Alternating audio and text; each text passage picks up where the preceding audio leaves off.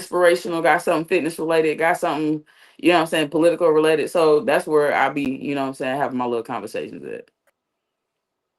For sure. For sure. Yeah, I appreciate y'all though. Definitely tapping in and just allowing me to take up some space while we waiting for CJ to slide. Yeah, I I'm think you just just popped chilling with in. my You just I'm just popped here in. chilling with my brother. That's really what I'm on. And no bullshit. Like, yeah, I'm supposed to be grading. For real. Dealing fooling with consciously. He got me out task, people. I got folks with grades in my hand. Okay, Yeah. great. Hell yeah. Hell yeah. We Hello? out here, man. We out here. What's going on, CJ? What's up, man? What's up? Slap me out, Max. Yeah, definitely, definitely. Yeah, take a. So, Good night, where we y'all. where we starting? Where we starting? Where we starting off? I'll let you start, man. I'll let you start on where the indictment comes from. You seen my content, you know, and you made some criticisms and critiques. You know, this is where this dialogue starts. This dialogue starts with a consciously criticism, consciously critique. So I'm gonna give you the floor where you able to, you know, really articulate specifically what I don't even call it a beef, what your indictment was towards what I do in my content, and then we can start from there. Yeah, so I'll say this. It most definitely from my end had to, like, it went way further. You know what I'm saying? Because I felt disrespected. But I'll get into that later. So we can start this all with Jasmine Crockett, the Jasmine Crockett interview. Our views on electoralism may be very different. You know what I'm saying? You may have faith in the system and the electoral processes of the settler colony. I do not. So this is where the differential in our politics starts. So when I hear the phrase, what can I do to restore faith back in the Democratic Party, the same Democratic Party that is a white supremacist institution? And this is where I took issue in which you're trying to compare me to the Democratic Party or Jasmine Crockett by saying you go to a white supremacist institution, you do all of this, you do all of that, and you have an iPhone and an app, and it's like it's the same old argument that they used to use during the Red Scare. You know what I'm saying? And even today, how do you critique society yet you live in it? I exist in this society. I'm coerced to have things like an iPhone because of the market and because of the social relations that we find ourselves in. So it's a difference between existing in white supremacy, being complicit in white supremacy, and also perpetuating it on a systemic level. What Jasmine Crockett does is perpetuates it on a systemic level by funding the Zionist project known as Israel. I can get into that because I also know you. I believe you said that you do not believe she's a Zionist. Can I get that real quick? Yeah. So you don't believe she's a Zionist? I don't think she's a Zionist. Okay, I believe she's a Zionist. So when I see your video, I'm seeing you platform a Zionist. Do you know the track record of Jasmine Crockett? She don't receive APAC money, but I also That know ain't the end of the story. You don't gotta receive PAC money to be a Zionist. Most agreed. Zionists walking the street don't gotta get PAC money. You don't gotta be a Zionist politician to get PAC money from APAC. You can get these. You can get Zionist. You can get Zionist finance capital from J Street. I don't need to defend Jasmine Crockett's politic, and my politic is not an extension of Jasmine Crockett's politic. And but you do this when you platform her and do not challenge her. You don't even do. No, I think that's where a lot of the misunderstanding happens. If I'm telling her, my audience has lost faith in you, that's the challenge. What do you say to my audience that's lost faith into the Democratic Party? That's the challenge. This is a confrontation politic that allows for her to speak to the audience. The idea of she's being platformed, to me, I live in Texas. Where she's from, my family lives there. So she was voted for by my family members. She's from St. Louis. Okay. So to me, it's like to say that her entirety of this equals that is like that's your business. That's when fine. She's providing material support to the Zionist. She provided $26 billion I with think a $4 billion Iron Dome spending. I think that it's important to talk about what I was doing there with Jasmine Crockett and what happened. You see what I'm saying? Me and Jasmine Crockett is talking there, and we meet there because of what Republicans are doing to black people here in Texas. What about what Democrats are doing to black people? What are Democrats doing to black people in Texas? What are Democrats doing to black people? It doesn't even need to matter about Texas. It's what the Democratic Party is doing as an institution. But that's because the Democratic Party, the Democratic Party as an institution, functionally, you said this yourself, is not responsive to the black experience. I Does think the Democratic Party this is do what she's anything pointing to actually interrogate the anti-blackness that exists within Texas? listen, this is what I'm saying. They're stripping abortion access away. Politics are inevitable. Politics are inevitable. Politics, I don't believe politics is faithful or it's gonna make it where it's gonna deconstruct anti-blackness. I don't think that engaging in politics is gonna make it where the proletariat and bourgeoisie is able to. I don't think it's gonna be able to decolonize. I understand that black people are disproportionately impacted by policy. I understand that what happened yesterday in Texas when they passed all 17 propositions is that black people are from education, from healthcare to being incarcerated. My family members here in Texas are going to be impacted by what happened in the electoral. You see what I'm saying? And as a result, you and feel the Democrat is not the elixir to that. That's what you're not understanding, bro. I think it's also too the uniqueness in Texas is in my 34 years of living, Republicans have all had control my entire life. Same thing here, bro. So when it comes to state politics, what you're saying is that if Cori Bush says, "Hey, CJ, I'm running, you feel me, to get this seat back, and I want to give the ceasefire, weapons embargo, stop the genocide." You're telling me you're gonna say, Cori Bush, because you're a Democrat, I'm not fucking with you. I'll tell her get on the ground with us and start organizing because her time is going to be better spent there. That's what I'll tell Cori Bush. You don't think Cori Bush already organized? I think she still needs to be here because the missions that she's trying to attain are not attainable within the system of electoral politics. All of those ceasefire resolutions sound good on paper, but are they materially being implemented? We see Israel break ceasefires constantly. That's why I said weapons. That strategy of trying to ceasefire Israel does not work. So it's null and void when Israel does not adhere to it. What are you like? This is what we're missing. Well, no. What do you propose we do in terms of getting Israel to stop killing Palestinians? What do you propose as a strategy? You have to literally have a violent uprising against the state of Israel to discontinue the functioning of the state of Israel. This is something Frantz Fanon talks about. So I'm speaking from a decolonial paradigm. Decolonization is always a violent process. I understand the theory. Remember in my video I talked about it's not theory when people put it on a praxis as known as the resistance. So what do you advocate for in terms of getting a weapons embargo and stopping genocide? I'm just trying to be clear. I'm going to be able to do that. What I'm trying to tell you. So we should not. Can I just talk? What I'm going to tell you is you don't even have to necessarily hear my steps. We're live on YouTube, bro. Number one, let's get that straight. Let me get into this. I can tell you why the conduit of American electoral politics, the same America that is the parent company of Israel, the same America that has shipped trillions of dollars over there, the same America that has mercenaries in the Zionist state that murder Palestinian children. You have American capitalists. Listen, everything the whole beachfront property is from American imperialism. Right now, you're preaching to the choir. American imperialism. I'm telling you is at your university, at my university, in the Democratic Party, and Republican Party, and local politics, and state politics, and federal politics. So, in what world do you think that you are able to be outside of imperialism? In what world do you think you're able to be outside of the civil society or be outside of the colony? Because I think we found a new one that's no longer imperialist.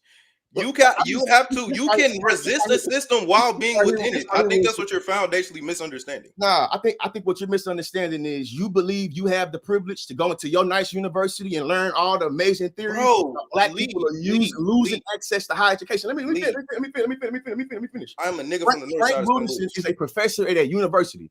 Frank Wooderson is a professor at a university. The Marxist scholars that you like are professors at a university. What you're telling me is because they sit at a university that's on a settler colony, they go to a publication that's ran by a settler colony, you saying that what they produce is bad? I did say you're making a lot of ad hominems and logical leaps. I'm asking you a question. I'm asking you a question. Right now, I think I can understand. Let me explain. No, I can understand that people and there could be thought leaders that exist within a society while also being complicit and critique their complicity in their society. So, for example, I can critique myself having my phone, right? I can look up the supply chain on how I even get my phone in the first place, right? Yeah, shout out. I can critique that. So are you saying that people during enslavement couldn't critique chattel enslavement? I'm no, lost. that's not what I'm saying. That's how they that's how they got the cotton. That's how they got the clothes. My argument that's how they got the sugar and the tea. Criticism, that's not what we're saying. That's not what I'm saying. I'm not saying criticism is bad. I want to be clear with that. So why are you not saying silence? Criticism is bad. I criticize the Democratic Party, and you feel like because I criticize the Democratic Party, this means I should not engage the Democratic Party. Do you engage with the Republican Party? You say what? Do you engage with the? Yes, yeah. I live in Texas. You engage with the Republican Party the same way you engage with the Democratic Party, right? Listen. Video, you said this. You said this. You would never have Mike Johnson on your platform. That is false. That's not true. In my video, you'll have Mike Johnson on your platform. I would love to have Mike Johnson on my platform so I can confront him about what he does in his position of power. So you didn't listen to the video. Why? You're not confronting anything. You're talking to somebody who chased Cory Booker through the halls of Congress. That's confrontation when you got to run in elevators. Wait for the elevator door to close. That's real confrontation. It's not a nice round table where you're jigging in the video and you're laughing and giddy. So in a state that's ran by Republicans, you thought it was gangster to chase the only black woman in there. No. That's what you just said, fam. You said you bragging about chasing the only black woman that's I chased Ted Cruz too. Around with you. I chased Ted Cruz too. Fuck Ted Cruz. He a Republican in Texas, ain't he? I chased him before you did. No, that's false. That's what. Listen. What does chasing politicians do for black people? That is accountability. When you confront them face to face and then go back home and then do your praxis and build your community back home. This is where we're missing it. CJ don't got no praxis. That's what Lee say. That's what Lee say. Hey, this right. CJ ain't got no CJ. Even CJ. Hey, right now, you came to me with a beef, right? So this idea now that you're trying to chase a tail, where I don't watch your talking content. Crazy. Listen, I don't watch your content. I never said I watch your content. How you know I play soccer? I never said I know you. How you know I play soccer? If you don't watch me, if you don't interact with me, how you know I play soccer? Because once you said something to me, I'm like, who is this young fella? I ain't say nothing to you about me playing soccer. No, sir. When you said something to me and you made multiple videos, I wanted to figure out who. I never talked about soccer. So I went to Google and I typed in CJ the Radical. That's what I did. So you type my information.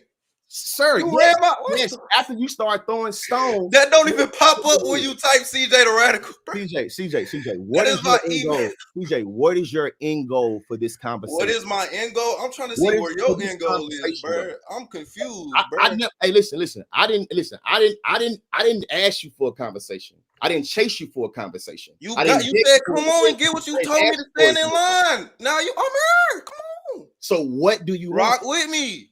I'm rocking with you. I'm here with you. I'm here with you. You're doing this old left. This the new left. Yeah. What's the end goal? Yeah, the end goal is so CJ does actually have praxis. You know what I'm saying? We'll get into that. Let me talk about you said you want me here to tell my story. This is my story. So CJ is actually organized in his hometown. I'm not Pepsi challenging you and saying you did. Said, let me teach you a thing about praxis or two, youngster. These are your words that you putting out to the world. These are my Calling words. me nephew and stuff. What I'm telling you is in this live stream, I'm not challenging you on your praxis. You said so you know about it then. I don't care about your you don't care about it. No, this is my time you gotta know. You got your time to talk about and question my praxis, so I'm gonna tell you about it. CJ in St. Louis, Missouri organizes with Black Men Build St. Louis. That's great. I also coalition build with FCC. I also organize on my campus. I just had a teach-in surrounding the life work of Assata Shakur and other ancestors and movement leaders. So when I see somebody on the internet that don't know me from a can of paint talking crazy, that's what you did, young man. That's what you did. Wolfing, That's what just you did. straight You wolfing. started barking. Hold on, I'm keeping the critique. I'm keeping the critique in the lines of what you are doing on your platform, bro. That's You what you start to mind. question me. You don't know me from a can of paint, and because you I heard see what you put on the internet. consciously on the internet, you started regurgitating that. No, I didn't. I saw, bro, you dancing with you smiling with Jim Crow You don't know Joe. what you're talking You about. smiling with Jim Crow Joe. I don't do that. You don't do that. Me talking crazy. So me as an older black man was like, let me listen to this young fella. Let me hear what he got to say. I don't know him. I was being consciously and running my platform the way I've been running it. You see what I'm saying? When you was in middle school, I was already running this platform. I was a professor at the school. That's cool. Hey, look, that's cool. So what is your beef? What was your point of wanting to come onto my platform? Whole lot of stuff about me that was just not true. I've never listen. You said a whole lot of stuff that just was not true. You sound like the person literally. You bucked and swung over here. I swung back, and now you making it like I initiated something with you. You initiated this dialogue, sir. You most definitely did. You even said. You most definitely did. You even said yourself. This don't even start with that because if you know, that's what you're saying. If you understand, you was on this leftist with praxis. You was talking about some leftists without praxis back in July. You've been saying the same stuff, bro.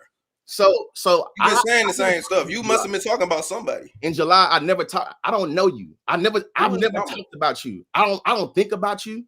The only reason why we had dialogue, bro, because you initiated dialogue with me. And you want to talk to me. You were in my live, bro. I never was. All right. So check it out. Shout out to y'all, man. The people want to hear a engaging, interesting, and even maybe a little bit, you know what I'm saying, debatey type conversation. The personal, you know what I'm saying, it's a lot more that I can dialogue about. It's a lot more that I can dialogue about. Hold on, bro. Hold on. The conversation is being moderated. All right. It's a lot more that y'all can dialogue and discuss than internet static. I think both of y'all got a lot more to offer in terms of a conversation than, oh, you said this about me on the internet, or you know, whatever. Like it's we way beyond that. Especially if we're talking about the important work that need to be done and all of that. Like there's a conversation that can be had about y'all differences and about what things that y'all agree on. So it don't need to devolve into, well, you said I do this and then do like let's keep it respectful. You know what I'm saying? Let's keep it even keel, right? Let's keep it intellectual. Like let's not turn into just back and forth YouTube nonsense. It's enough of that. That's the reason why I sent the email specifically saying we should have a pre-conversation where I'm going in good faith to have a conversation about strategy. You're going slow. And you're going slow. No, I'm saying I can't hear you. I know you can't hear me. Okay, I'm say listen. It's like I purposely emailed you saying, "Hey, listen, time, bro." No, I'm not trying to berate you about that. I'm trying to berate you. I'm trying to set the scene in terms of the framework of what we're trying to do here. The idea of I came for you and I talk crazy to you. I want to put that to the. I think that you have a lot of misdirected anger, and I'm trying to figure out what's your beef with me. I'm not even angry, bro. Anything to you. I never, you know what I'm saying? But I'm just passionate. Not even angry. I'm just a passionate kid. Hey, I think that passion is amazing. That's the reason I want. That's what you're saying. Because let me get into it. I admire it. Because let me get into it. So we can talk about praxis. We can talk about it. We can talk about what CJ's done. We can do that. I'm calm. So what you don't understand is I organize with Black Men Build in St. Louis. I also do coalition with Power Builders, FCC, Care Not Cages. I go to George Washington Carver Farms because we knew the snap cut was finna hit. We down here knew. So we went to the garden and we started planting food for the community. Bell peppers, watermelons, squashes. That's dope. Because what I'm doing in my community is building power. That's dope. So we don't, when the snap get cut, the people already got to eat. They got things to eat. Just set up a food bank. For sure. I do teach-ins, political education. Like I said, centering the life of Assata Shakur and other movement and ancestral leaders. So I'm more interested in how I can help you amplify that work. I don't know. You see what I'm saying? I'm being honest with you. I'm not interested in that's something you got to do. I'm not asking for that. I'm telling you what I think is more productive. Like I work with an organization called Boys to Men of Power, where we also mentor Black boys to make sure they're able to retain from being in college from freshman year to sophomore year. You know that a lot of black boys don't get to go to college, and a lot of them don't make it from freshman year to sophomore year. So this program, Boys to Men of Power, is one I'm a board member of, but we're raising money. I'm only raising money helping young black boys do this. I would like to have that organization link with your organization to figure out what ways we can, do some collaboration. You say what? I don't know if I can do business. I don't feel comfortable doing business with you. That's just something that's fine. That's fine as well. I work with an organization that's called Hoochies of Houston. You feel me? About reproductive freedom here in Texas for black women. I think that's also, you know what I'm saying, organization. I don't run this organization, it's ran by 2 black women. You feel me? If you're open to working with them, why they fight the Texas regime here in Texas, trying to make sure black women get health care, bro. That's what they on. I think right now, I don't know what your issue is, why you got a chip on your shoulder. But fam, I ain't got no smoke with you, bro. I'm not your op, I'm not your opposition, I'm not your proposition. I really trying to frame it like that. This, but my thing is, you don't understand how disrespectful you were. So hold on. You don't think it's disrespectful to tell a person you incompatible, you fake, it's like I think that let's get into it. Let's get into it. No, like I'm 30. No, I'm saying let's get into the critiques. Let's get into it. Let's interrogate your platform and let's get into the critiques. Yeah. See, I think this is the issue we run into. That's what I'm saying. Like, we get what's if the purpose of the dialogue is just to engage in the same internet back and forth. I wanna sit on your platform and critique you. Then that's, I mean, again, do the same thing. We talking about. Hold on, bro. Third party. It's a moderation, right? Because what's happening and what we seeing just in terms of people that's watching, like, again, it whatever kind of internet dialogue that take place about what's leftist and what's not, and what's progressive and what's not, that's one thing. You feel me? But when niggas is actually talking about, okay, you talked about what it is that you do in your organization. He talked about what he does in his organization. Then when the conversation of collaboration comes up, well, it's I want to sit here and critique your platform. Then it's like, then what really is the investment? What really is the investment in the other? Not understanding. Listen. That's what I'm saying. Like, the reason why this has to be moderated is because too often these conversations turn into long rants about how we feel about each other, and niggas ain't really invested in that. If we being for real, if niggas want to keep the internet beast, like that's another thing. But niggas not what you invest in, bro. Stop trying to say this is not what the people want. This is not, like, you're trying to overcompensate right now, in which I'm trying to interrogate a critique on why I even made the critique in the first place and why it is misdirected anger back at me because I'm critiquing him for not doing the proper research on a Zionist. Yes, let's circle the conversation back to what it's about. Bro. That's literally that's internet foolishness. That's not internet, because this is real life. People are dying. People are dying. This is real life. This is not internet. But you interrogating Lee doesn't do anything about people dying. Because that's how he can reshape his praxis to never do it again. Learn how to do research into how people are complicit in Zionism. Like, before you even want to talk about collaborating, platform and Zionist is a red line that I just don't cross.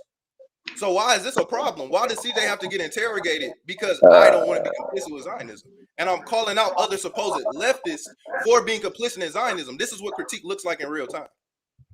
No, this is what leftism. Y'all want to keep it cool and internet cordial. Leftism. And when I keep it cool and cordial, it's when people want to moderate. I'm not even talking to Lee no more. I'm talking to Damo.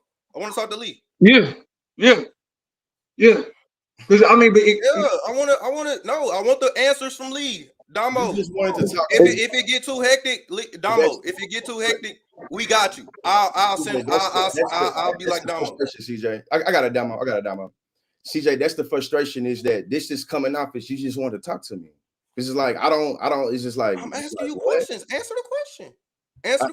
Why didn't you do the proper research into Jasmine Crockett before you did that interview?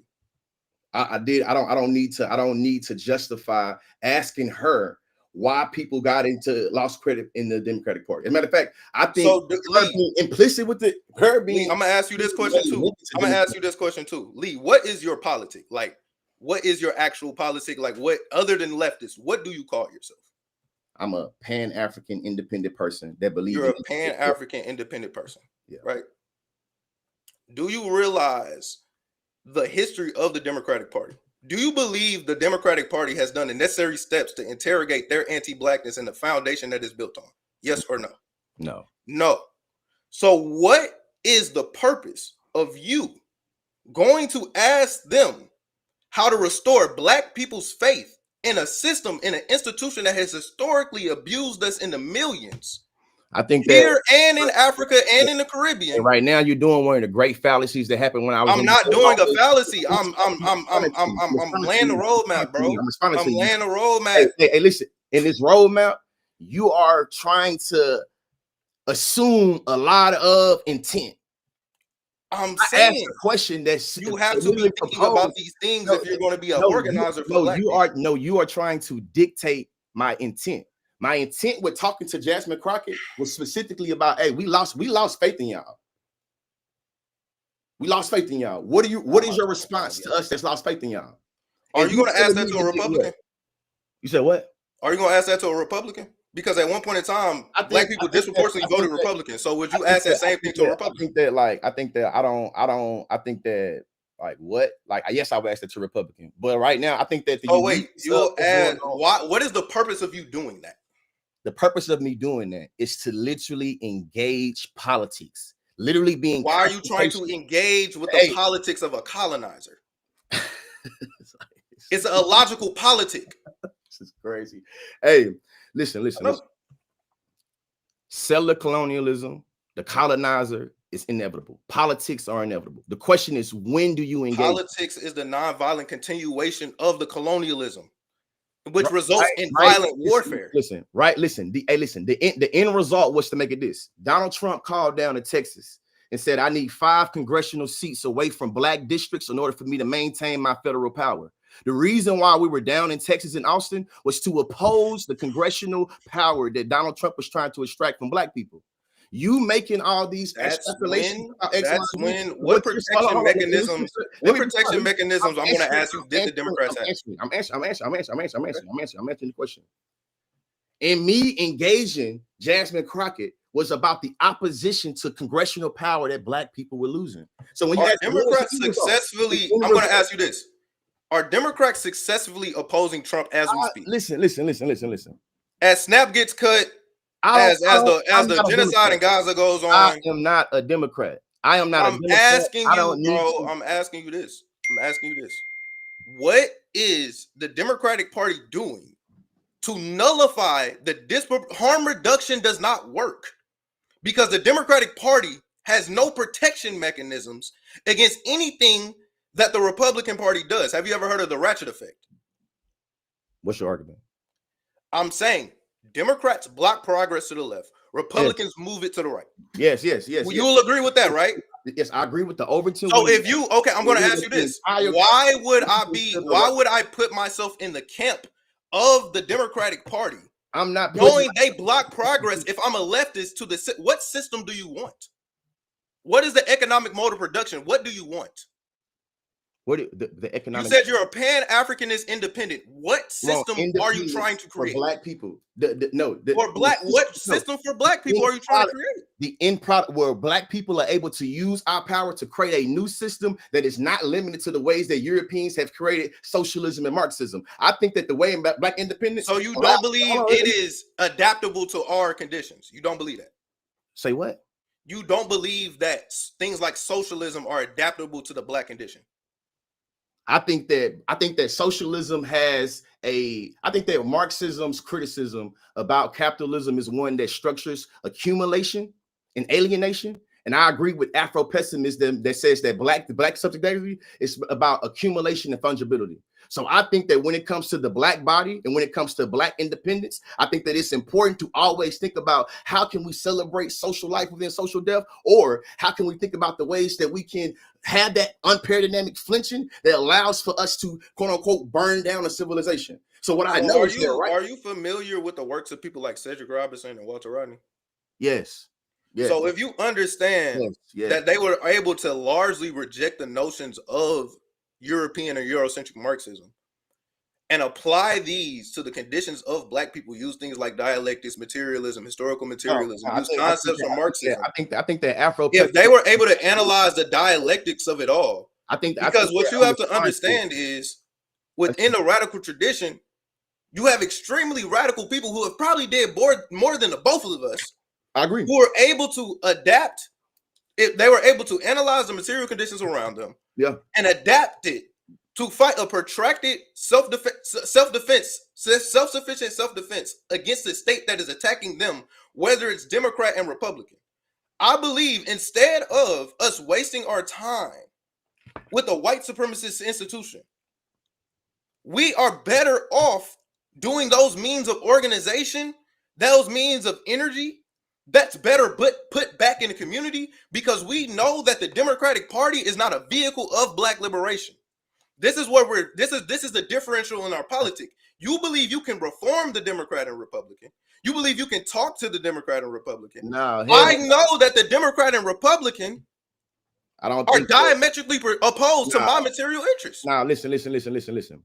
I think that reform is a bankrupt attempt to try to bring back civil society. I'm not a reformist, and I think that the way I'm not a reformist. I don't believe that bringing back America or making America great or being able to make the system work better will liberate Black people. Do you? I do not think the Democrat. Hold on, be clear. I don't think the Democratic Party will liberate Black people. I think the Democratic Party is structured by anti-Blackness. The world is structured by anti-Blackness. When I'm engaging with Democrats, I'm not endorsing Democrats, rocking with Democrats. I'm thinking about the way in which my mama, my daddy is over-sentenced here in Texas, and thinking about the various ways how people oppose that. And right now on Tuesday, me opposing Democrats and opposing the way that my people here, that's what we're doing. You see what I'm saying? That's not how it works in practice. You may think that's what you're doing. I think that's what you're doing. I'm using theory. I'm gonna use theory for you.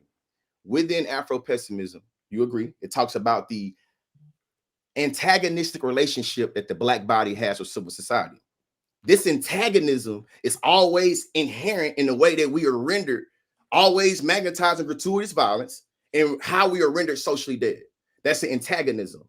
That antagonism exists in the way we talk about being a decolonist, Marxist, Afro-pessimist. Afro-pessimist says that a proletariat and a bourgeoisie can both buy a slave. Decolonization says that a proletariat and a bourgeoisie is both a settler. Within the Afro-pessimist canon of literature, Wooderson gets his critique about junior civil societies by making a criticism about Marxism specifically. What I'm talking about is not a disavowal of Marxism. I fuck with Marxism. I fuck with Karl Marx. I'm not disavowal. My point is that saying that this antagonism that inlays with your politic in terms of I am a decolonist, Marxist frame, Afro-pessimist, is not saying it's bad. It's talking about the inherent antagonisms within the society of us being Black bodies trying to survive in this world. Okay, I think what you're misunderstanding is Frank also always antagonism. Frank also states this. Frank B. Wooderson also recognizes that the Black subject can recognize existential threats to society and existential threats to humanity. Would you agree that America is an existential threat to Blackness more than us too? Would you recognize that? Yes. The American. Okay. Yes. Do you recognize the Republican Party as more of an existential threat than you and me sitting on this call? Yeah, Would you say that now the Democratic Party is just as much as an existential threat to the Black subject? Yeah. So okay. This is where let me talk. So if you can understand this, you can also understand Frank B. Wooderson says that he's largely not even left the school of Marxism. He says it's an intro to Afro-pessimism. It's an interview. He says it on page 19, actually, that he has not left Marxism, but yet has expanded his view to critique the Eurocentric Marxist analysis in which many Black radical thought leaders have done as well. And those thought so he does not reject Marxism in its entirety either. He says, I never left it. My argument is not. He says you cannot throw it away because it explains political and social economy so well. Yes. My argument is not that you throw criticism. My argument is not you should throw Marxism away. My argument is not that Marxism is bad. My argument is that we both link to an antagonism and contradiction in the way that we look for survival within being a black body. Okay, so I'm going to say this. You don't understand the difference between an individual contradiction, Oh a my God. political contradiction. It's different contradictions that are functioning. You have primary and secondary contradictions. Listen. What I'm telling you is that on both the individual and institutional level, these contradictions You do not perpetuate the same amount of contradictions. No, you don't. You do not perpetuate the same amount of contradictions as Benjamin Netanyahu. Would you agree to that? What's the question you asked me? Would you perpetuate the same amount of contradictions in society as Benjamin Netanyahu? No, but I would not frame why? Okay, now let's get into it. I would not make a comparative analysis between me and Benjamin Netanyahu based off. But this is a circular argument that you're making here. I'm going to explain why it's circular. Because you're saying, well, you participate in white supremacy, so we all participate in white supremacy, so we can't point the finger at one another. That's what you're positing here. You're also positing that since the world is, we should engage with everybody. Everybody doesn't deserve our time. Everybody does not deserve our energy. So if I could recognize existential threats to blackness. Do you think there's a difference between engaging Cory Booker and engaging Cori Bush? Huh? Do you think there's a difference between engaging Cory Booker and engaging Cori Bush? On what level? If we're talking about, if we're engaging with them outside the confines of electoralism, because we also have to understand what politicians do. What is the function of Cory Booker as a politician? Hold on. So right now, in terms of the politics, in terms of the electoralism, Black people are losing access to higher education, where you and I have been able to learn this great politic of Marxism, decolonization, and Afrofuturism. I want to just make this point. I'm gonna make this point. Right now, in my state in Texas, Republicans want to take away the ability for people like me and you to learn about Marxism and Frank Wooderson and decolonization. I understand that the way they were able to take that away was through the electoralism. I don't think the electoralism is going to be getting me to the end result of what Marx want, or the end result of Frank Wooderson want, or the end result of what Decol want. I don't think that. What I'm telling you, though, is that I think that literally, my family should have access to SNAP. My family should have access to healthcare. My family should have access to higher education. That's all. That's all I'm saying. This is what I'm saying. Engagement of Democrats. This is where now we as Black people can recognize that Democrats and Republicans roll back education. In St. Louis, Missouri, the Democrats just closed 26 area public schools. Who we gonna go to? Who we gonna go to? So instead, we have people in the community with access to higher education. We as Black people can create our own schools, create our own institutions with this higher education. So when the government rolls back our schooling, we can then have a safety net. It's all about building a safety net. It's not relying on the system that just took it away from us. Not relying on the system. I think we should not rely on the system. But so if you do not believe we should rely on the system, what are you interrogating it for? If you recognize what the system does and how it functions, the system is indebted into Black people, especially in the way that we put blood, sweat, and tears currently. And that's why you politically educate outside the confines and recognize that largely the concept of it, you don't go and organize with Black people and still say, yeah, you can vote. You tell those Black people, because you have this is also paternalistic, because most Black people understand that they do not receive an actual benefit from voting. They've just been ushered in. I'm going to say this. They've just been ushered into having faith within the Democratic Party. Once we see Black people losing faith, we should let the institution die. Yes. So why are you trying to restore faith? I was not restoring faith. Why are you asking Jasmine Crockett? And Jasmine Crockett is giving run-of-the-mill answers back to Black people that's restoring faith. More left our way. I am with the nihilism and pessimism. I hope that the way in which you interpreted Jasmine Crockett's response is the way in which everybody should have interpreted her response to push them further left. This is what I know. This is what I know. We live down here in the Bible Belt. All the Black people I know, they are very privy to Christian Zionism. I am a teacher, an educator. I used to also believe in bad ideas of Christian Zionism. To me, under your politic and under your mode of education, I should never be able to engage any of these Black people to try to get them to come over left to us. Literally, I don't in your believe. politics. I don't believe. I Like don't what? believe. Like, come on, fam. What We you live in misunderstand Texas. is So the how material. You haven't worked out the dialectics of the situation. let me ask you a question, CJ.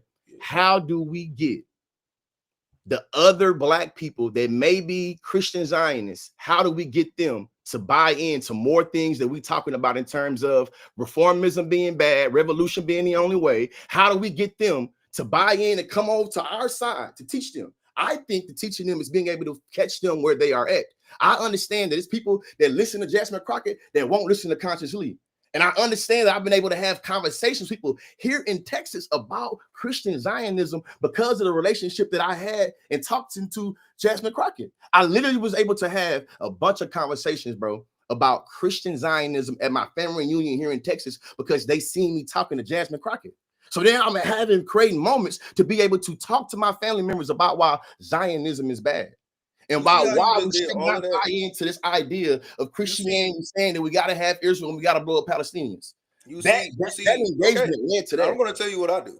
Okay, I'm going to tell you why the method of doing that is just null and void, because you have not ushered those people out of Christian Zionism if you still have their faith, A, in electoralism, and B, I think you're overrepresenting you haven't even worked out the dialectics of how the white working class and the black working class have two different material interests. And the interest of the white working class is diametrically opposed to the interest of the black working class and lumpen proletariats. Would you historically agree that the white working class is a reactionary force to black liberation and black self-determination and Pan-Africanism? Understand the internal link between you asking the questions about the answer the question. Get black. Just answer the question. If you need me to rephrase it, I can. Can you just make your argument? I need this to make my argument because you said something earlier. Do you believe following the question of your argument? Do you believe I can explain it to you as well on what I mean by the question? You need me to do that? Yeah. I believe that the material you just said earlier, that the proletarian can own slaves too, right? In this society, what section of the proletarian is disproportionately allowed to have the access to the wealth that comes from this enslavement? The white bourgeois and the white proletarian. If we understand it, we exercise the dialectics of the state that we're in. Let me finish. White working class people have the ability, if you pay attention to Afro-pessimism, they have the ability to access whiteness. This is something we do not have. So the white proletarian can be deputized by the state to annihilate black life. This is how you get things like the Ku Klux Klan. This is made up of white working class people within the millions. White people have never come out in mass like they have for the Klan for black folks. And you cannot. So if you know this, if you understand this, we understand that organizing with the white working class will only A, get us so far, and B, most white working class people from a historical lens, like in Bacon's Rebellion, when they're giving these access and concessions to whiteness, they're going to latch onto the whiteness because they want to receive more benefits from the whiteness existing than the black subject does, which leads to our subjugation. So why do I believe that I'm wasting my time trying to go organize with a white working class person other than other black people around me? This is something that Assata Shakur talks about. She talks about it.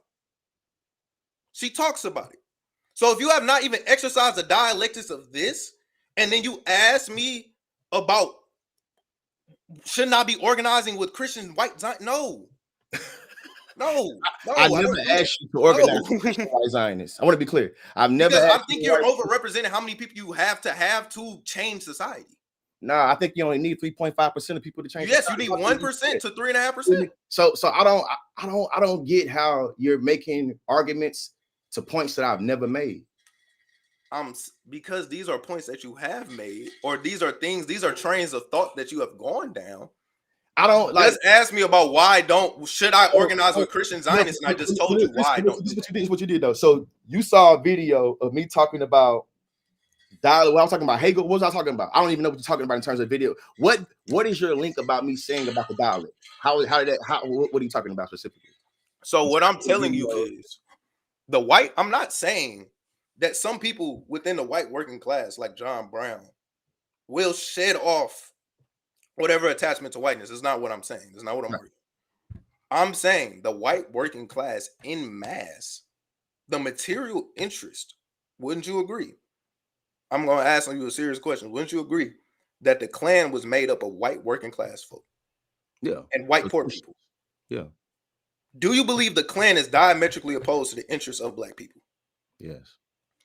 So, if you understand that, right, do you believe that the white working class has interrogated their anti-blackness enough when the Klan's still around?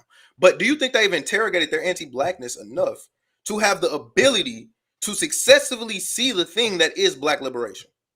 In mass. I'm not talking about individuals. I'm talking about in mass. Do you believe that is to the do you think the liberation of the black subject is to the interest of the average white working class people, knowing the historical predations of violence that they have attached to us? I think that the entire subjectivity of the white worker is structured by anti-black violence, where they get to argue about how can they control commodities, and black people are the commodities. I think that we are the commodities that they fight about. This the reason. This is what I'm saying. The reason I talk about incompatibility is that I understand Marxism is talking about the world through a class and through. I'm not a Marxist. I'm not calling you a Marxist. What I was talking about is my overall point of talking about incompatibility and how being black in civil society always leads to incompatibility because of the incoherency of the black body and how incoherent our politic is, how incoherent our grammars of suffering is, and why Frank Wilderson says that the only ethical command we can make is about tearing down civil society and returning life is back to the savage. That's what it says. This is also, I think, also what you're missing. I think what you're also missing here. I think what you're also doing is you're not I think you're reading I think, bro, I know you're seriously reading theory.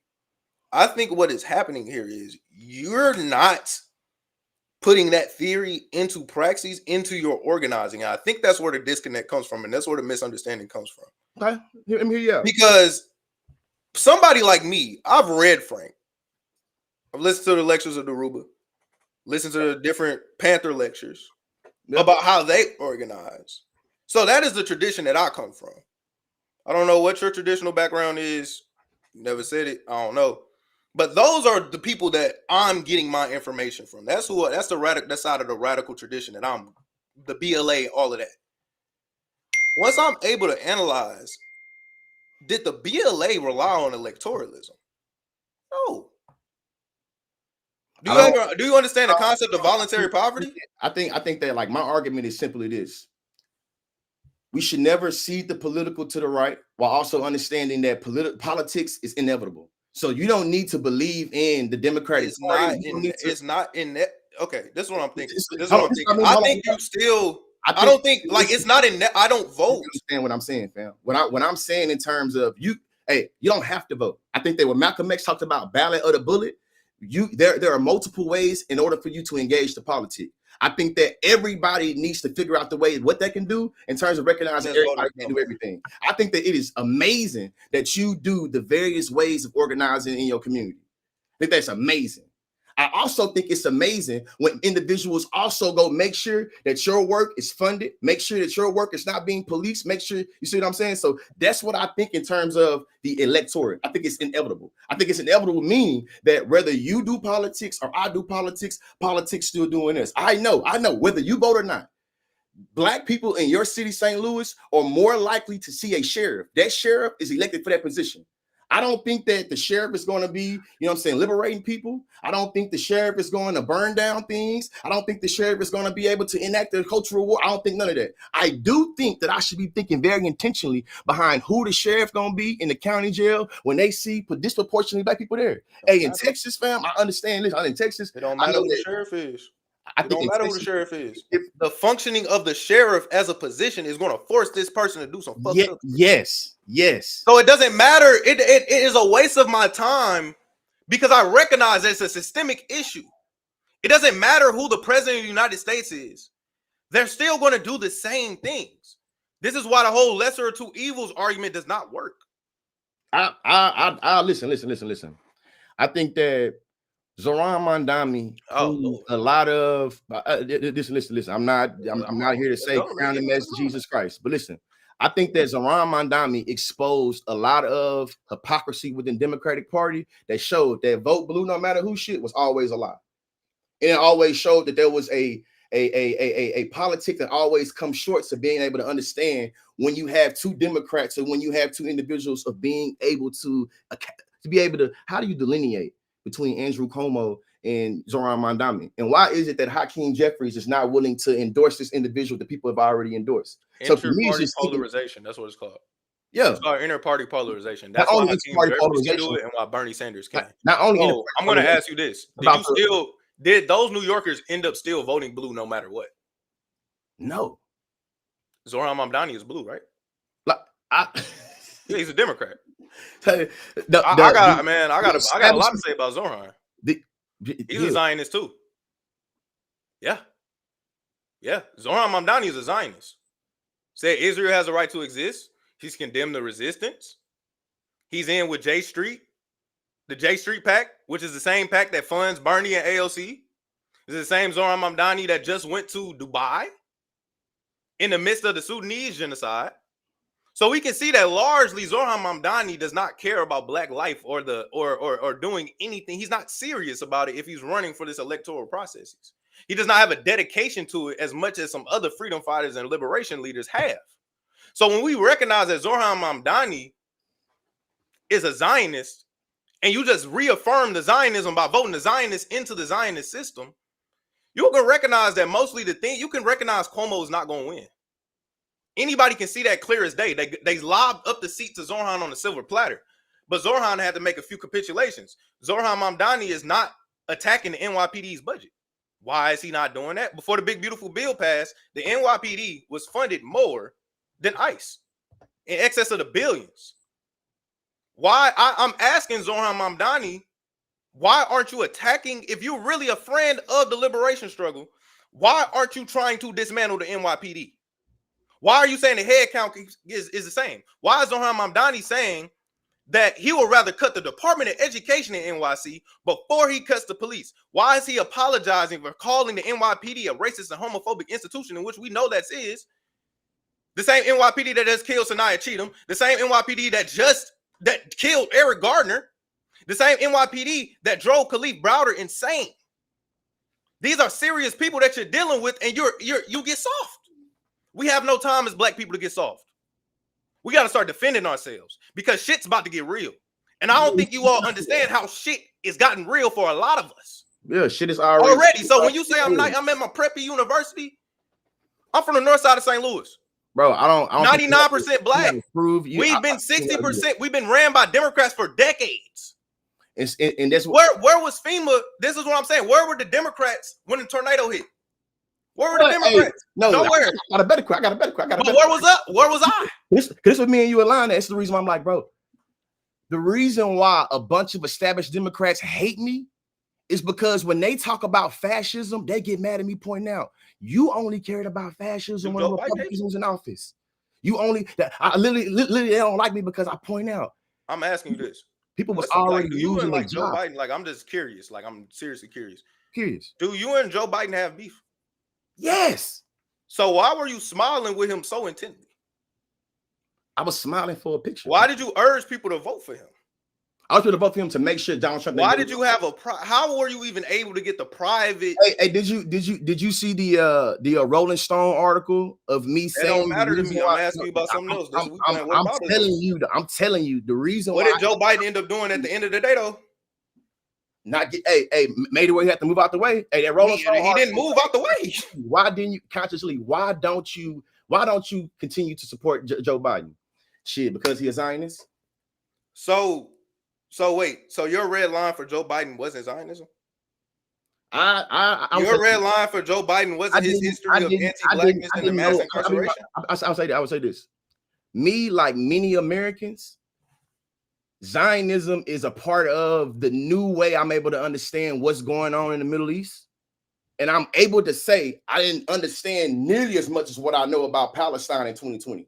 And I think that it would be crazy to say that an individual learning more about Zionism and learning who with the Zionist gang and saying that because you was with them at any point in time, you can't never be against Zionism, I think that it's preposterous. Especially able to say that. My thing is, you repeatedly platform. No, listen. After I was in Rolling Stone specifically for saying fuck Joe Biden because he's a Zionist, I never talked about Joe Biden again. Never engaged Joe Biden again. As a matter of fact, you engaged any with the Harris campaign? What? Did you engage any with the Harris campaign? Did you endorse Kamala Harris? I endorsed Kamala Harris. Yeah, I said Kamala Harris is better than Donald Trump. So okay, we can interrogate that.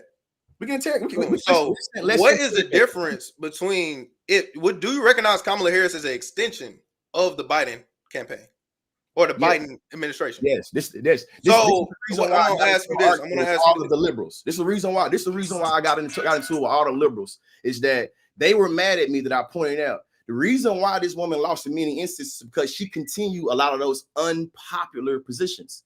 What you saying though is that Zionist cheese again? What? I'm asking you because now you said you don't support Joe Biden, Joe Biden because he is Zionist, right? Why would you then go to an extension of his administration who said out of her own mouth, I'm not doing anything different than Joe Biden? Hey, politics is about going from policy to policy. You are able to different policies that she have from him. What I'm telling you is that from the entirety of when the campaign started to when the campaign happened, I'm saying every instance. We needed weapons embargo. I'm saying though. She's actually on some policy. She's actually worse than Trump. On the border policy, she said she was going to have thousands more border cops.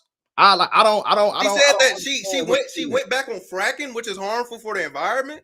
She said she was going to fund cop cities in excess of millions of dollars. Hey, she said she wanted to have, the most lethal military in the world. Yeah, she was manufacturing consent to war for war with Iran. Yeah. So why are you endorsing this campaign? Jasmine Crockett was also the national co-chair of the campaign, y'all. But why are you endorsing this campaign? The campaign, I'd rather fight against Kamala Harris and saying I want a genocide to end than fighting against Donald Trump. I recognize they both have the same mission of the genocide being complete. This shit's simple. This is not simple because you think that Kamala Harris is a better genocide is genocide. Kamala Harris's policy was no different than Donald Trump's policy on Gaza. So what you're saying is, in order to keep it where you stay totalizing straight with the theory, we should not ever, because what I understand is that AIPAC control all of politics. What I learned last year, then 2023, 2024, when I seen the college students getting their head busted in and UCLA seen their head get busted in California, I seen that nowhere in America is immune to AIPAC or Zionist money.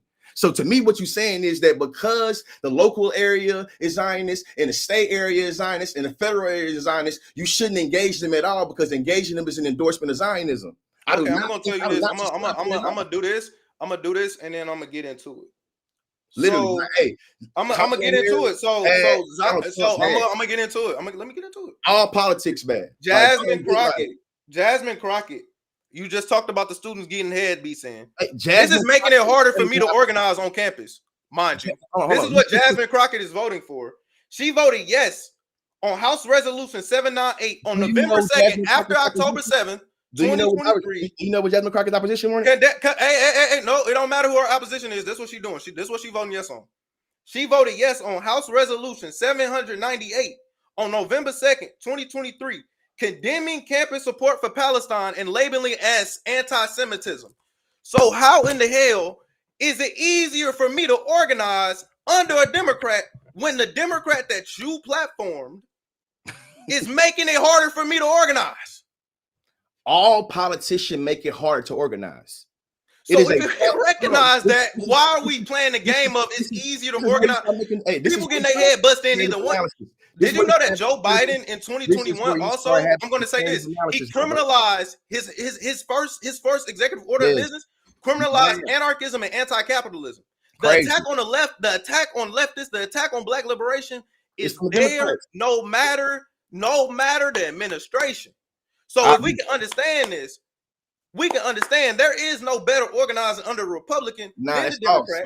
We can understand that black people have historically organized no matter who is in that White House. What you saying metaphorically? If you're going to deal with starvation anyway, This person gonna make you starve on Monday through Friday. This person make you starve Monday through Wednesday because both of them make you starve. Fuck it. You have to. These are your options right here. You don't have to endorse nan one. You don't have to say, hey, you get to pick a master. And when you pick master, you gotta say master is good. No, I don't want master. No, I don't want master. I don't want master. So when I said at the beginning of this conversation, I don't want master. I want to be liberated. And you said I don't trust you. What are we talking about then? Why are we having this discussion of picking masters? I reject the status. I reject the status of being owned by anybody. Okay. I reject. So this is what self-determination looks like. It is not. Okay? And a part of this is reclaiming my identity. Is reclaiming my identity. So listen, and stepping off the Democratic plantation. We should get off the Republic, abandoning the manipulation. American plantation. Huh? The entirety of America is structured by a plantation. The colonists, both Democrats and Republicans are a part of the bourgeoisie proletariat that you talk about in terms They're of. not a part of the bourgeoisie proletariat. Hey, that's an oxymoron. You're gonna have to the Democratic Party is made up of a solidarity between the ruling class whites and working class whites. You disagree with that? You disagree? I will say that the Democratic Party as an institution now, not the Democratic Party's base. The Democratic Party as an institution is made up of the bourgeois. Yes, and how do they? The Democratic Party manufactures warfare. What this is one thing you also don't understand. CJ, you just talked about how the Democrat, okay, I'm gonna explain this. Do you understand the antagonistic relationship between a white working class person and their boss? Yes. It's a matter of exploitation. Do you recognize this as a type of financial violence? Yes.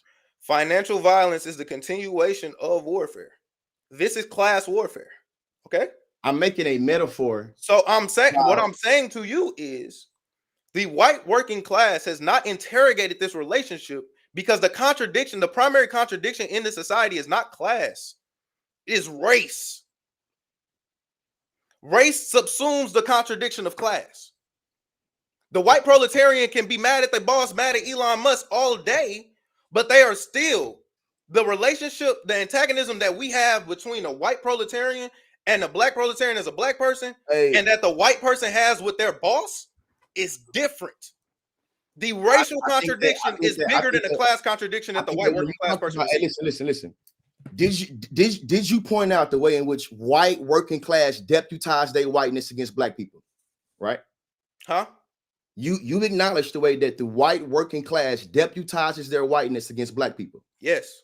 My claim I'm saying is that both the Democratic Party codifies its power by allowing for the white bourgeois for the white working class to do their power, to do their work. That's the reason why they deputize their whiteness. That's the reason why an everyday white person is fearful of the black body, sees us as being, you know what I'm saying, all X, Y, and Z, and want to do everything in terms of white supremacy. What I know is that, hey, black people get murdered in blue cities, black people get murdered in red cities. People get murdered in. I don't play the bipartisan game in terms of. That's what I'm saying. That's what I'm saying. If you understand, Democrats fund these police. Right. So Democrats fund these police state. Democrats fund the police state more. Yes. The most people ever killed by the police were under the Biden and Harris administration, ever in history. 1,200 people plus. Yeah, this is a real fact. Look it up. This is the data of me showing you that there is no lesser to evil. There is no easier to organize. We understand that there is no weaker. These are the same Democrats who killed Fred Hampton and Mark Clark.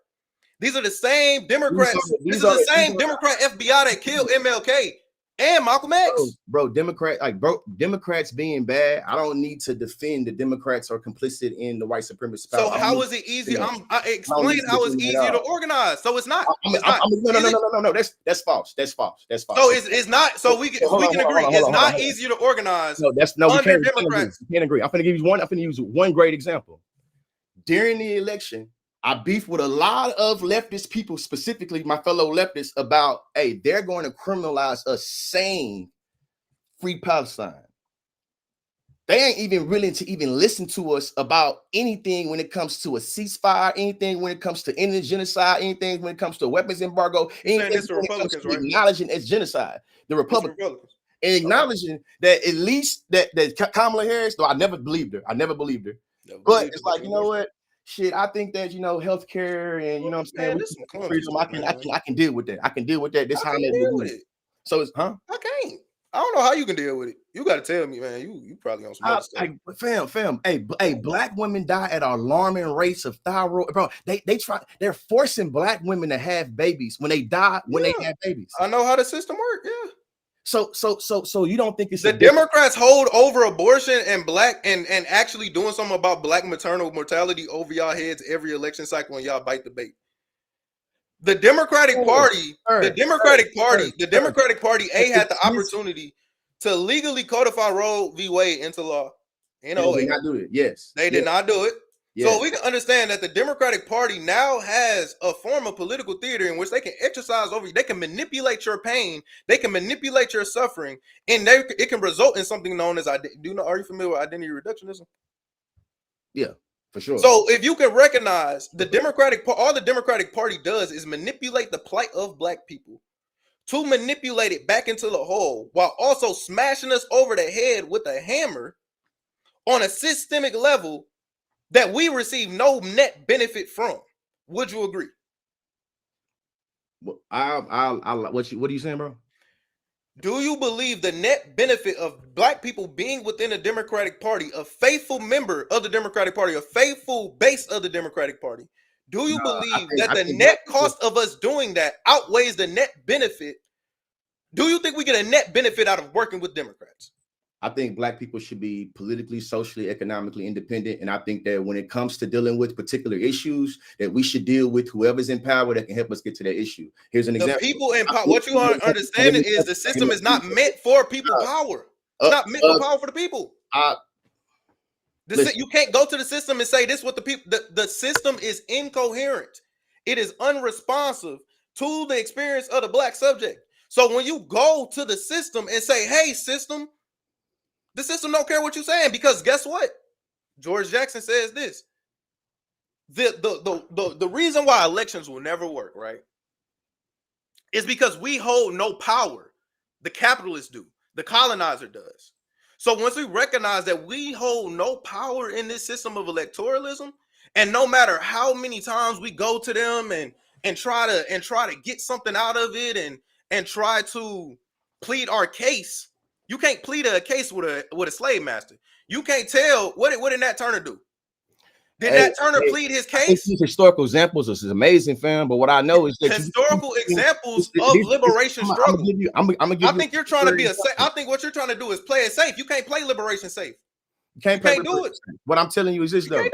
Hey, in this past election last night that I went and voted in on these propositions, they took away the opportunity for a judge here in Houston.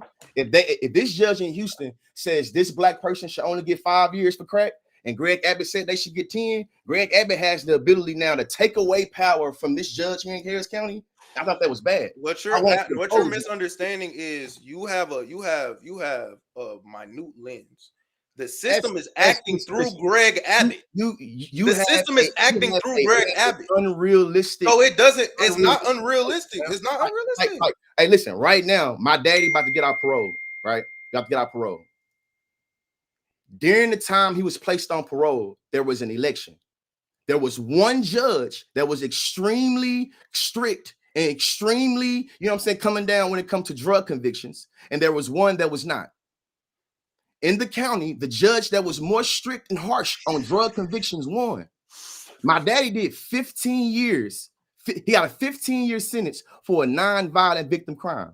Had we had a different judge when I was your age, I never would have had to have my parents be in jail. When I was 19, my mom and my daddy was in jail. The reason why they were in jail because they seen prosecutors and judges. All prosecutors and judges, their job is to all prosecute niggas. But I do understand the difference between this judge being more lenient than that judge. And what your politics should say, is that I don't give a fuck about none of them judges. All judges' job is to convict niggas, therefore fuck it. And I'm saying like, nah, I want my mama to come home, my daddy to come home. I think there's a way that we can be able to get us a judge that gives us a little harsher sentence.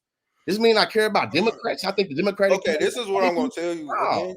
This is what I'm going to tell you again. I Okay, don't- I I don't- think what you're I don't doing think is like- you're trying to put your individual life case, and you're trying to say that's representative in the whole. Let me explain this to you. Structure, even in What terms I'm gonna let me explain this to you. Black people are disproportionately impacted by the Let me structure explain across this to the country. you. And what you're saying is that they should not do nothing. What you're not understanding is white supremacy. What you're not understanding is, yes, No, you what may have you're had not that good understanding. experience with that judge. The judge may have woke up on the right side of the bed. I But think the acting, the judge is still an actor in the state. I think When you still get that lighter sentence from the judge, I don't know if you're talking about prison, parole, probation, whatever. Once you still get that sentence from the judge, you are now not even just a black subject and slave. You are now a slave to the state. Or we all understand all prisoners are enslaved by the state. That's just a new system of chattel enslavement. It's the prison industrial complex. It's clear as day. And Golden State Prison is one of them. If we can understand this, right, you can understand that may be that one good judge, but that does not. We are not individualists in liberation. It's not me. What happened with me with this judge? It's looking, hey, this judge hurt my brother over there. This judge locked up my brother over there. This judge locked up this sister here. These politicians are railroading us. I think he's making a bunch of like what about this? I think that I'm not making whataboutisms. I'm not making whataboutisms. There's always I'm advocating for actual Pan-African unity. And how do we do that? One hit to one is a hit to all. Hey, We're not talking about just me. Here's the advocacy word. I just came from when Kamala Harris lost. I was in South Africa, Cape Town, doing advocacy work around HIV research, and figuring out the different ways to not only raise awareness around HIV research, but also how to get resources and being able to mitigate that if it's happening now. So okay, let me explain.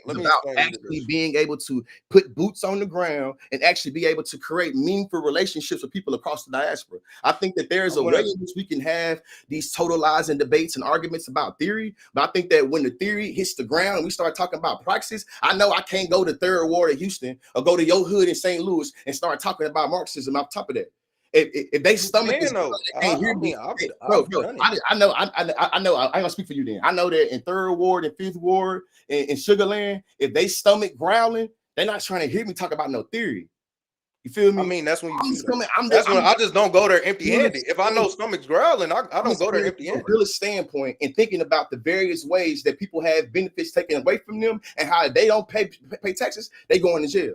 If my mama don't pay taxes, she going to jail. My mama should be able to have everything in which she pays taxes for. Okay, I'm gonna ask you: Do you believe that a new system needs to be founded? It's not gonna happen tomorrow. Why don't we build towards it though? Why do we still strive for it? If it's not gonna happen tomorrow, I know it's not gonna happen tomorrow. This is something else George Jackson talks about.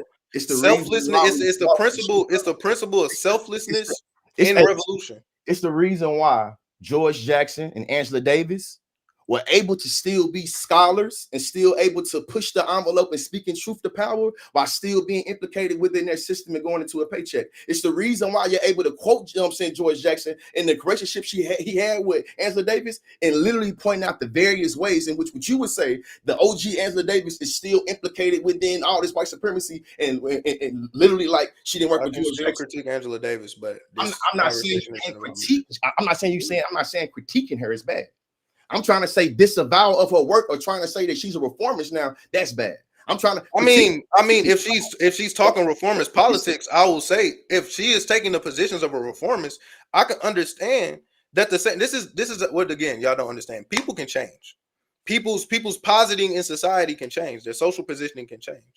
If we understand that Angela Davis does not pose the same threat, in good faith. I'm gonna concede this part to you right here.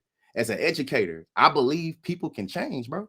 So what I'm going to say, yeah, people can. I say people can change. I've radicalized. I say it real quick. There's a lot of people in a lot of places down south that respect me. They come from a missionary Baptist Christian background that's believe in Zionism. I believe anybody can change. In my politic, I should engage all black people because I think that black people engaging them is how we able to build. You should not just be blindly engaging people you see who are black, bro. Listen, I think this is what you're missing. If I'm being resistant to you trying to say I have to defend Jasmine Crockett, why would you think I'm blindly engaging people? It's a because reason you're blindly engaging people to their own self-destruction. Jeffries. It's a reason why I engage a Jasmine Crockett, but I'm making a distinction and delineation. You're trying to interpolarize, and do you understand there is factions? Okay, I'm gonna ask you this: do you understand different factions within Zionism? Not even Zionism here, Zionism in the state of Israel. Yes. If you can understand that there is inter-party polarization within the Likud party, you have people who are farther right than Benjamin Netanyahu. If I'm black within Palestine, what am I getting out of going to Benjamin Netanyahu and propping up a camera and trying to talk to him? It's no use. It's no point. Black people are that question is so. Black people are currently losing power to Republicans here in Texas. We're losing power to Democrats. I'm not talking about what you going. We're losing lives. We're losing our lives to Democrats. Power in my state. Democrats don't have power in Texas. My doesn't matter. They still have political pool, do they not? Y'all got little Isaiah Martin down there, right? Isaiah Martin didn't win nothing. Isaiah Martin didn't win shit. He ain't never ran for shit. He ran for shit. He ain't win. He ain't had no power. Too. Feel me? He had no power. So if you see these black politicians, so do you believe in the concept of black faces in high places? Nah, I think that if black faces act in high spaces like the white faces, then what's the point? So do you understand? Do you think that Kamala Harris is a black face in a high place that acts as a white person? Yeah, I thought that she was better than Donald Trump. It's like to me, if she acts just like a white person, she acts just like a white politician. No, why do you think Donald Trump, bro? Like now you're being now you're. I'm saying, what is different about Kamala and Trump? Seriously, I'm asking. The difference between her and Donald Trump is that Kamala Harris thought that my mama and my daddy and all of us should have access to healthcare, access to high education. Does she really? Access to. Does she really? I don't need to say that Kamala Harris is a queen revolution. Does Kamala Harris actually care about life? This is just a philosophical question. Kamala Harris is not Asada Shakur. Kamala Harris is she does not care about. Do you believe Kamala Harris cares about black life? Yeah. How? Do you know about her career as a DA? So yes. So you know about the time that Kamala Harris prosecuted a disabled black woman who the police kicked into her house, kicked in her door. This is around 2009. I got one question. I got a question for you. So do you so you don't think? And she prosecuted a disabled black woman, but did not prosecute the police. So you don't think that Kamala Harris is better than Trump? I do not. I believe Kamala Harris functions the same as Trump. It actually goes to the farther right on Trump in a lot of issues. So they're different. I believe they're different and not in the ways that you're thinking. Like I think that the story of Donald Trump and Kamala Harris are different. I think that Kamala Harris is farther right on than Trump when it comes to things like the border, when it comes to things like policing. I believe that what Kamala Harris is doing when she's telling you, "I'm going to take care of your mama, your sister," I think giving you lip service. I can be real and say this. I think that both the Democrats and Republicans always align internationally in how they push imperialism. I think that fascism is only imperialism turned inward. I think that there's a distinction. So you understand the imperial boomerang? Listen. I think that you throwing out these terms to show me that you read, that's beautiful. I'm not. It's not. This is how society is constructed. I'm saying. Have you ever heard of the? My bad for reading, bro. No, I'm not saying reading is bad. I think that it's great that you read, but you keep asking like, these are whataboutisms. Have you heard of this? Have you heard of this? I don't need to know because this is how the society is constructed, in which I can understand. Donald Trump is a white supremacist, daddy a Klan member. I can understand that Donald Trump is bad. Yeah, I can understand that. I can also understand that Kamala Harris is bad and harm reductive voting does not work. I can understand that it does not matter who we get in the White House. The system will continue to function as is. So this is really what it is. So what do you do about the ways that Donald Trump and people pass executive order and black people are disproportionately impacted? When you have the Biden-Harris administration clearing out the yellow tape for him to do it, I really can't say nothing when he does it. I really can't say I'm shocked when he does it. I'm not shocked when Trump acts like that. I'm not saying shocked. I'm not shocked when a white supremacist. Would you agree that the Biden-Harris administration? I'm asking. Would you? Okay. Currently in the status quo right now. Do you believe that Stop asking. Donald, I'm gonna ask you this: Do you believe that Donald Trump and Kamala Harris are in their politic? Now, what they tell you in their politic, do you believe they are the same?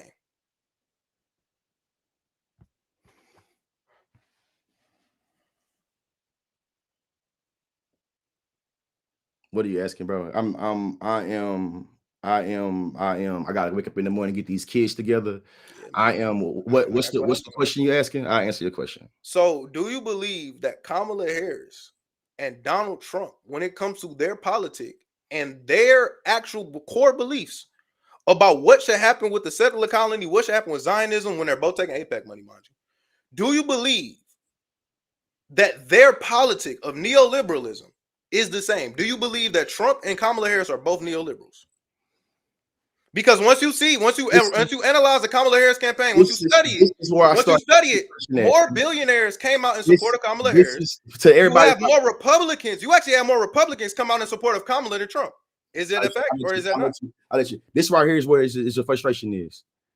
Neoliberalism is the status quo within America. You and I right now are streaming on a neoliberal system of YouTube, Instagram, like that's a little. I'm trying to figure out, how do you delineate between what forms of neoliberalism is deemed good to engage and what parts of neoliberalism is not good to engage. I think all neoliberalism is bad, but you and I, this is what I'm saying. You're doing the same good out of us being on neoliberal YouTube. I can understand us being on this live stream on whatever app we're on. I can understand that live stream does not have the same systemic harm as Kamala Harris materially supporting the systems that annihilate Black life, annihilate Palestinian life, annihilate Congolese life. I think that you are able to make, for me anyway, I can make distinctions between the flavors of fascism. What I said during the campaign, there is no flavor of fascism. There definitely vanilla chocolate ways.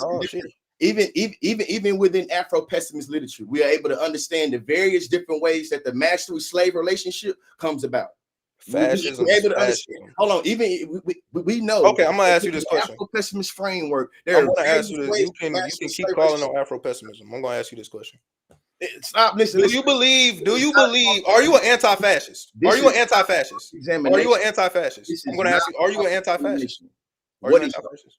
Are you an anti-fascist? Are you an anti-fascist? But like, yes, I'm an anti-fascist. Are you an anti-fascist? So, are you really an anti-fascist? If you are not, or if you're going to legitimize, do you believe that Kamala Harris is a fascist? I believe all American politicians are fascists. I believe if you will, okay. All politicians are fascists. We hear it. We finding common ground. Fascisms. No, I've always said. Okay, man, just chill. Like all of these are man. Like I think right now you're being very. You tripping, bro? I'm not tripping because I'm asking you this. I'm asking you these questions for a reason. America, if you recognize that the flavor of fascism may be neoliberal fascism, finance capital fascism. Hey, so our family members on food stamps shouldn't take food stamps from the fascist government, huh? Our family members on food stamps should not take food stamps from the fascist government. We should establish systems of community building, but in the meantime, power, like I explained earlier, that make sure. Let me explain. You said that you do not want Black people dependent on the system, right? So this is when we as Black people do the food banks. This is why the Panthers did things like the free breakfast program to build non-dependency on the system. So when they cut the snap, we have something to fall back. So what I'm saying to you is, we as Black people need to come together to make sure our grandparents, our moms, our sisters, our brothers, our cousins don't even got to be on SNAP in the first place. So when they cut it, CJ, who can I link you up with to make it where you can put this great energy? I got my people. Do you believe in solidarity and coalition building? I got my people. Do you believe in solidarity? I don't need you to I'm not talking about me. I'm not talking about you to tie me in. I don't need you to do anything. I'm locked in with the people I need to be locked in. So you came in straight adversarial. That's what you came straight adversarial. Why are you trying to pay me like the bad guy? Bro, I'm right now. I'm asking you multiple ways of trying to help push the work. What I'm saying is, I'm not being adversarial. I can recognize within my organizing process, I don't have to work with everybody. I can recognize that just like you are doing, possibly doing something. I don't know you. I just like I don't know the on the ground all extensive in detail like I know mine. I can understand that it's people in my life that I will forever trust because of the relationships and the bonds and the trust forms that I have built with these people. We understand that people within liberation struggles do not have to like each other. We don't gotta like each other. We don't gotta work together. We don't gotta organize with each other. We don't gotta do none of that. If we can understand that black people can still have ideological trackings and we are not a monolith, and we recognize that the unity is founded in the common goal and not the personal relationship. If we both can come to the consensus that this is bigger than us, this ain't about them, this ain't about the personal beef that we have. And I'm telling you, I got my people. I got everybody that I need to do what I need to do. You can go do whatever. I don't need to be linked up with nobody that's going to have me end up at the White House, because that's not where I'm trying to go. That ain't where I'm trying to go. I ain't trying to get the interviews with Jasmine Crockett in the Congressional Black Caucus. That's where CJ is not trying to go. I'm doing work in my community that's helping it be self-sufficient without a Democrat nor a Republican. So I don't got to answer to nobody. I think there's a way that the work you're doing is so magnificent that it could be reflected and be literally, you know what I'm saying, recreated in other places.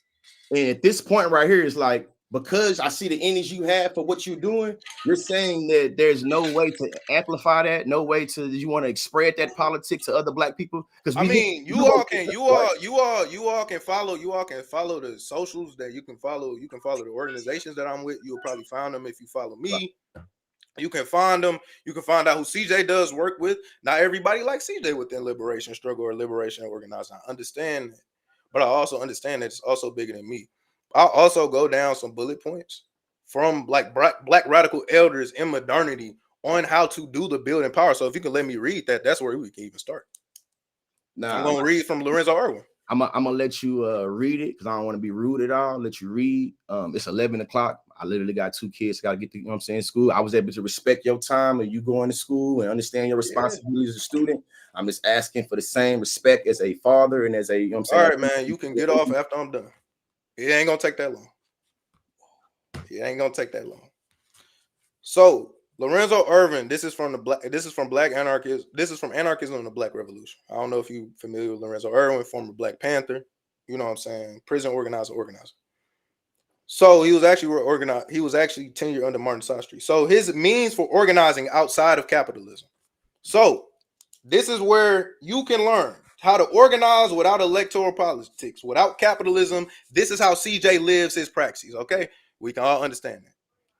We empower communities to meet their own needs and build community control rather than rely on charity from the rich, and we should start our own survival programs.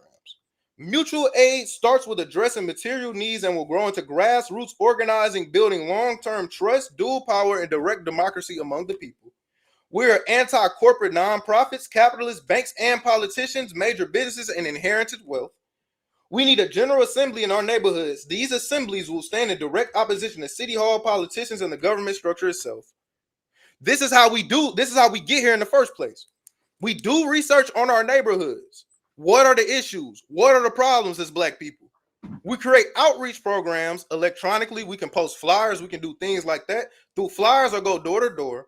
We can stay connected with activists and other community organizers and community coalition builders within our community who can have meetings and have get-togethers. And we need to stay in touch with each other who are doing this dual power. So this is how you build the power outside of the Democrat. So this is how, now you know. So we don't even have to have a conversation about tactics. Because I just told you within the 2020s, modern day, the blueprint for Black organizing. So you can go to bed, man. You can rest. You can have your tea, your coffee, water. I'm finna chill for this. Yeah, definitely. I think that this is the reason why I always say we should have a debate or a conversation, and we should just have a structured debate. We should just have a structured debate instead of a conversation, because it's just made we just talking over each other and talking past each other. I do appreciate you for coming on. I know that you got a beef, and you know what I'm saying, you got a particular energy consciously. I'm done what I need to do. I did what I need to do. I don't got no beef. You can't do that to me, bro. You can't make it look like I hate you. I ain't got no beef with you. I said my piece. I did what I needed to do. I gave you the blueprint. I gave you a tactic for organizing. You can research on it. You can read it yourself. You can paint me out to be your adversary. I'm just trying to. This is something that we know as criticism and self-criticism. I see myself in you. You know what I'm saying?